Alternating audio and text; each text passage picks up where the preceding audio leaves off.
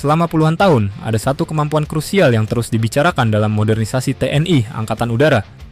Namun, hingga hari ini belum juga benar-benar hadir. Kemampuan itu bukan jet tempur, bukan pula rudal jarak jauh, melainkan pesawat peringatan dini udara, atau AWACS. Di era peperangan modern, AWACS adalah salah satu aset paling vital dalam sebuah angkatan udara.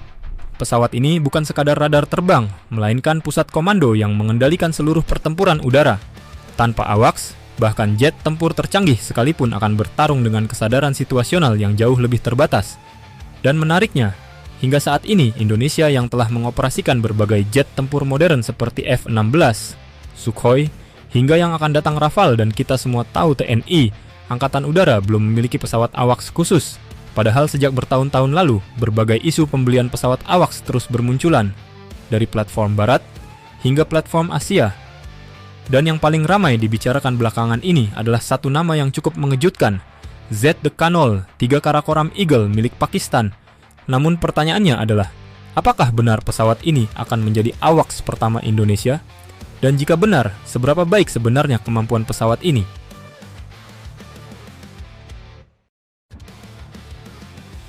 Mengapa AWACS sangat penting? Untuk memahami misteri ini, kita harus melihat terlebih dahulu mengapa AWACS begitu penting dalam peperangan udara modern.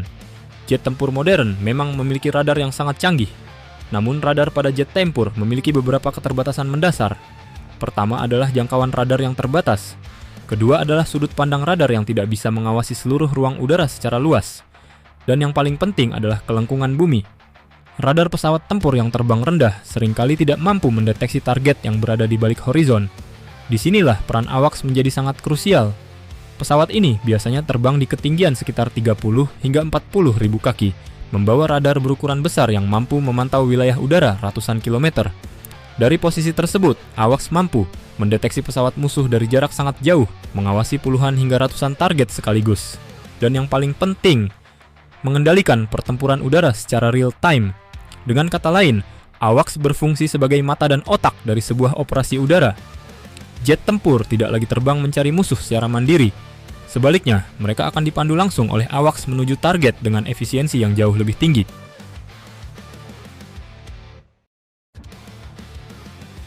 Kandidat AWACS yang pernah dikaitkan. Menariknya, dalam beberapa tahun terakhir, Indonesia pernah dikaitkan dengan berbagai platform AWACS dari berbagai negara. Salah satu yang cukup sering dibahas adalah Saab Global Eye dari Swedia, yang menggunakan radar RY generasi terbaru dengan jangkauan sangat jauh.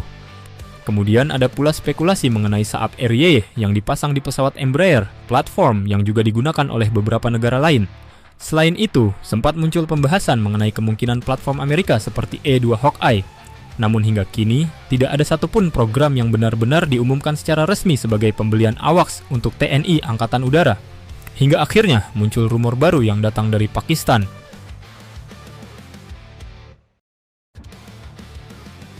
Munculnya spekulasi Z-Deccanol 3 Pakistan.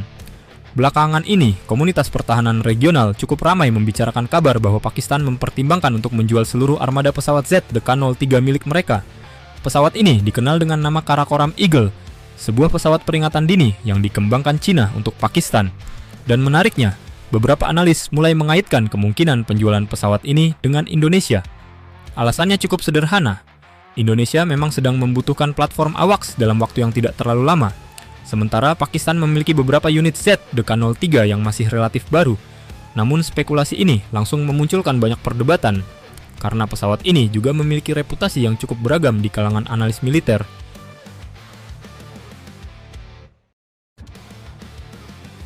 Analisa kemampuan Z-Deccanol 3. Z-Deccanol 3 menggunakan platform pesawat Y-8 turboprop yang sebenarnya merupakan turunan dari desain pesawat transport China yang berasal dari Antonov An-12. Di atas badan pesawat ini terdapat radar berbentuk piringan besar, mirip dengan konsep AWACS klasik seperti E-3 Sentry. Radar pada Z-Deccanol 3 diklaim mampu mendeteksi target udara hingga sekitar 350 sampai 400 km, melacak lebih dari 100 target secara bersamaan, serta mengendalikan operasi intersepsi jet tempur. Dari sisi konsep, kemampuan ini sebenarnya sudah cukup untuk memberikan kesadaran situasional yang luas di medan tempur. Namun kritik terhadap pesawat ini biasanya datang dari dua sisi utama. Pertama adalah platform pesawatnya. Y-8 adalah pesawat turboprop besar dengan desain yang cukup tua jika dibandingkan dengan platform AWACS modern yang menggunakan jet bisnis. Hal ini membuat efisiensi operasionalnya dianggap kurang optimal. Kedua adalah sistem elektroniknya. Beberapa laporan tidak resmi pernah menyebutkan adanya kendala dalam integrasi sistem radar dan avionik pada ZDK-03. Hal ini membuat sebagian analis menduga Pakistan lebih memprioritaskan penggunaan AWACS lain seperti Saab RY yang juga mereka operasikan. Namun penting untuk dicatat bahwa hingga kini tidak ada pernyataan resmi bahwa ZDK-03 adalah platform yang gagal. Pesawat ini tetap memiliki kemampuan AWACS yang cukup serius, terutama bagi negara yang baru pertama kali mengoperasikan sistem peringatan dini udara.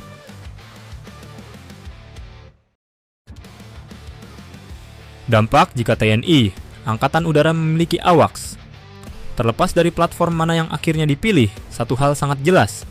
Jika Indonesia akhirnya mengoperasikan AWACS, maka kekuatan udara TNI Angkatan Udara akan berubah secara signifikan.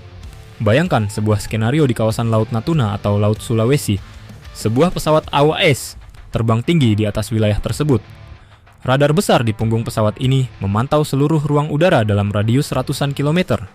Setiap pesawat yang memasuki wilayah tersebut akan langsung terdeteksi. Informasi ini kemudian dikirimkan secara real-time kepada berbagai aset tempur Indonesia. Jet F-16 dapat diarahkan langsung menuju target dari jarak jauh.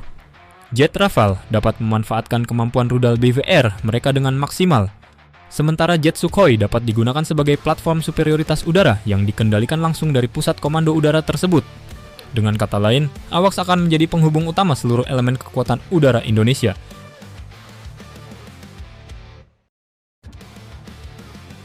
Tantangan integrasi Barat dan Timur. Namun Indonesia memiliki satu tantangan yang cukup unik. Armada jet tempur TNI Angkatan Udara berasal dari berbagai blok teknologi yang berbeda. Ada platform barat seperti F-16 dan Rafale. Ada pula platform Rusia seperti keluarga Sukhoi. Setiap pesawat memiliki sistem komunikasi dan data link yang berbeda. Integrasi sistem ini bukanlah hal yang sederhana. Disinilah peran AWACS modern menjadi sangat penting. Banyak platform AWACS saat ini sudah dilengkapi dengan gateway data link, sebuah sistem yang mampu menjembatani berbagai protokol komunikasi dari berbagai jenis pesawat. Jika Indonesia memilih platform AWACS yang tepat, maka pesawat ini dapat menjadi pusat integrasi jaringan tempur udara TNI Angkatan Udara, sebuah konsep peperangan modern yang dikenal sebagai network-centric warfare.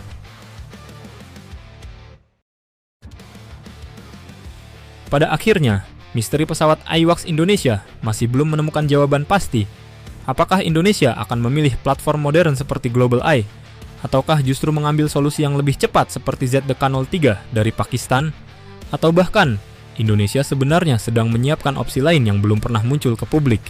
Yang jelas, dengan semakin kompleksnya dinamika keamanan di kawasan Indo-Pasifik, kehadiran AWACS bukan lagi sekadar pilihan, melainkan kebutuhan strategis.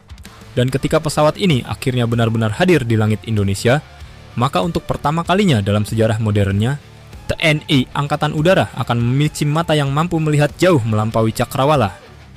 Sebuah kemampuan yang dapat mengubah cara Indonesia menjaga kedaulatan ruang udaranya.